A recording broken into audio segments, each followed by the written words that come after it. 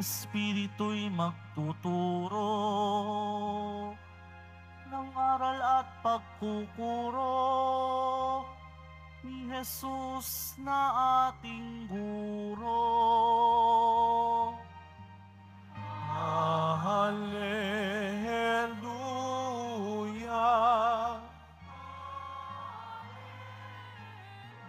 Hallelujah.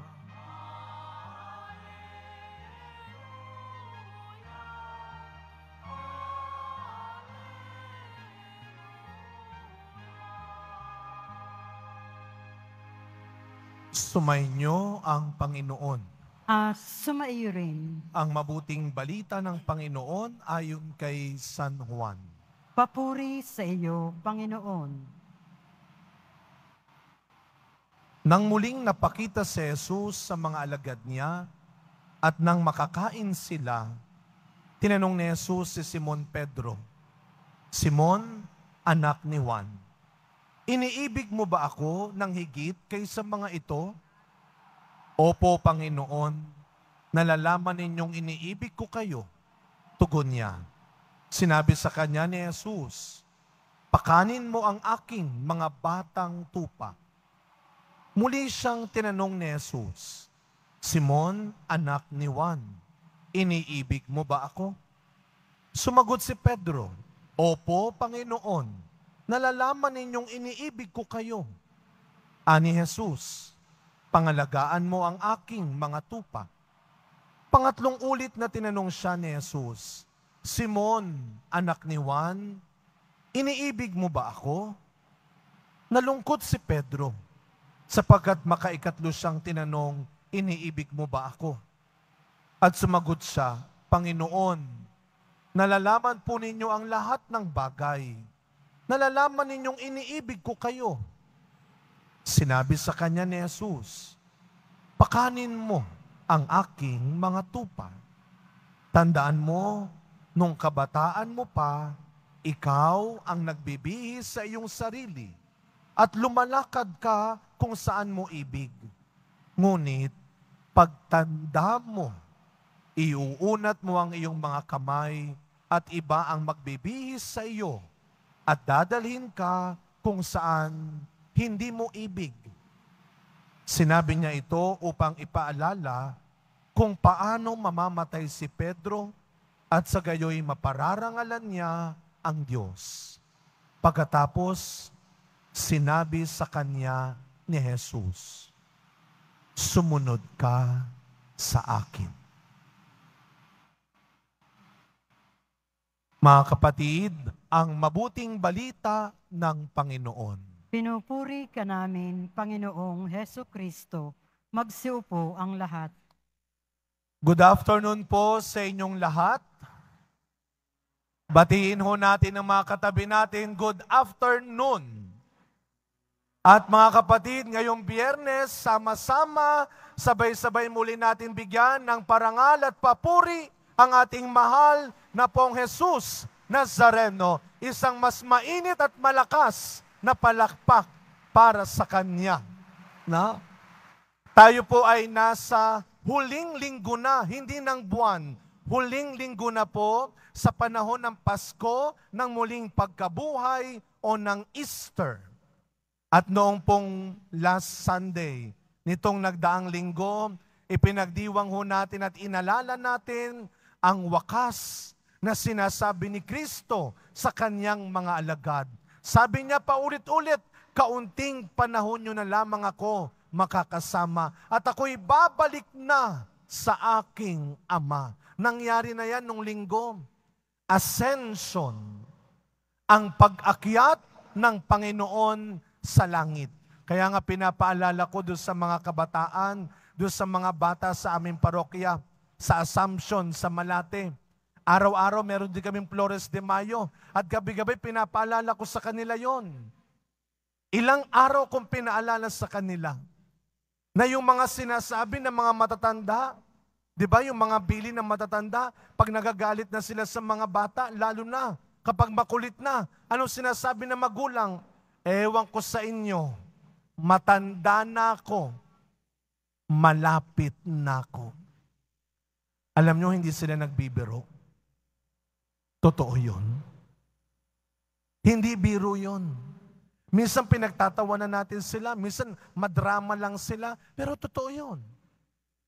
Isang araw, kagaya ni Kristo, iiwan din nila tayo. Mawawala rin sila.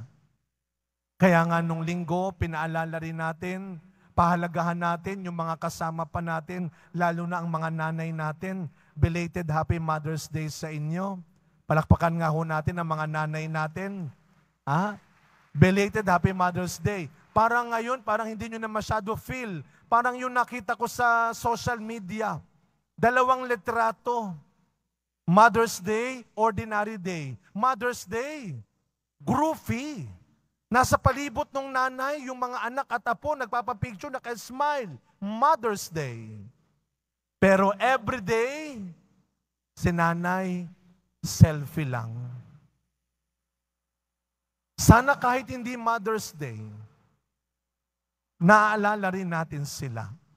Kahapon ho, pumunta ako sa birthday ng aking kaibigan sa Bulacan. Umaga lang, binasbasan lang.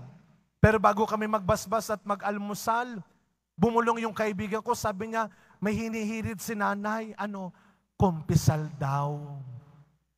At pagtapos magkumpisal, may hinabol yung nanay, Father, may tatanong ako sa iyo. Ano po yun? 81 years old. 81. Sabi ko, ano po yun, Father? Okay lang ba? Ano po yun? Kasi pinagdadasal ko na yung kaluluwa ko ngayon eh. Okay lang ba? Alam nyo, napaisip ako, parang ngayon ko lang yata ito naalala. Kadalasan, pag sinasabi nating ipagdadasal ang kaluluwa, kailan? Pag namatay na. Pero magandang paalala nung matanda, na dapat pala hanggang nabubuhay pa tayo, pinagdadasal na natin ang kaluluwa natin. Naalala ho ninyo, isa sa mga huling 7 wika ni Kristo, Ama, sa iyong mga kamay, inihahabiling ko ang aking espiritu, ang aking kaluluwa. Dapat ngayon pa lang, pinagdadasal na natin ang kaluluwa natin na sana, Lord, ikaw, sa iyo ko inihahabilin, hindi lang ang buhay ko ngayon, kundi ang kaluluwa ko ngayon. Sabihin nyo nga po sa katabi ninyo, ipagdadasal ko ang kaluluwa mo. Ba't parang natakot naman yung katabi mo? Totoo ho yun.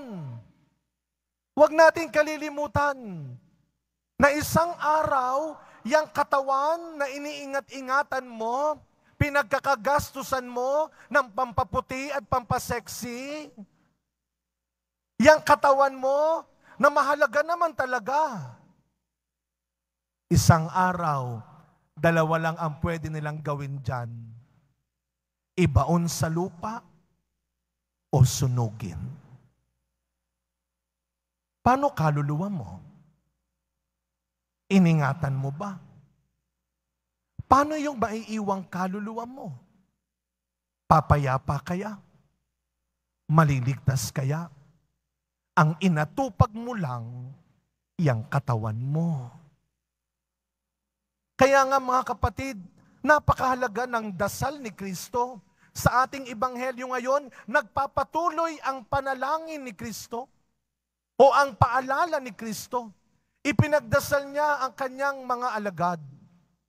Pero sa ebanghelyo natin ngayon, ipinapaalala ni Kristo sa atin, wag lang yung buhay natin ngayon. Isipin din natin ang magiging bukas natin. Paano mo iniingatan ang magiging kinabukasan mo? Kaya nga mga kapatid, yung ebanghelyo natin ngayon, kung maalala ninyo, 2 beses natin itong narinig. Una, ay nung bago ibigay ni Kristo ang susi kay Pedro. Bago sa tawaging Pedro, tinanong siya ni Kristo noon, iniibig mo ba ako? Yan ay bago ibigay ang kanyang misyon. Pero ngayon, ginawa ulit ni Kristo bago siya bumalik sa langit. Upang, sabi sa Ebanghelyo, ipaalala kay Pedro kung paano mo dapat tapusin ang iyong misyon. Na sana nagsimula ka sa akin, sana matapos ka rin sa akin.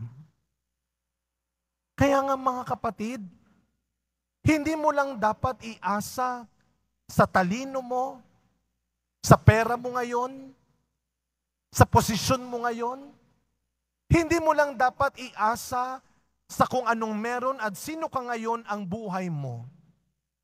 Sana, araw-araw, ipinagkakatiwala mo pa rin kay Kristo ang kaluluwa mo, ang bukas mo.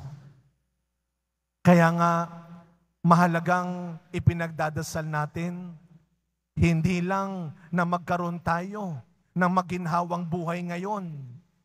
Hindi lang magkaroon tayo ng masayang buhay ngayon. Hindi lang magkaroon tayo ng asensong buhay ngayon. Mga kapatid, yung pagbalik ni Kristo sa langit ay isang paalala na isang araw matatapos din tayo sa mundong ito. Na lahat ng meron tayo ngayon at kung sino tayo ngayon, may hangganan. Ang dapat din nating paghandaan, ang ating pangwalang hanggan, ang ating kaluluwa. Sa pagpapatuloy na misa natin, mga kapatid, sa pagbalik ni Kristo sa langit, hinahanda niya ang gantimpala, ang kapalit ng ating pagpapakabuti, ng ating pagpapakabait. Lagi kong sinasabi, walang masasayang sa ginagawa mong kabutihan ngayon. Kaya huwag kang magpapatalo, huwag kang magpapagamit sa inggit, sa galit. Dahil isang araw, ang ginagawa mong pagpapakabait ay merong kapalit. Yan ang pintuan ng langit. Sa darating na linggo, Pentecostes, ang pagbaba ng Espiritu Santo.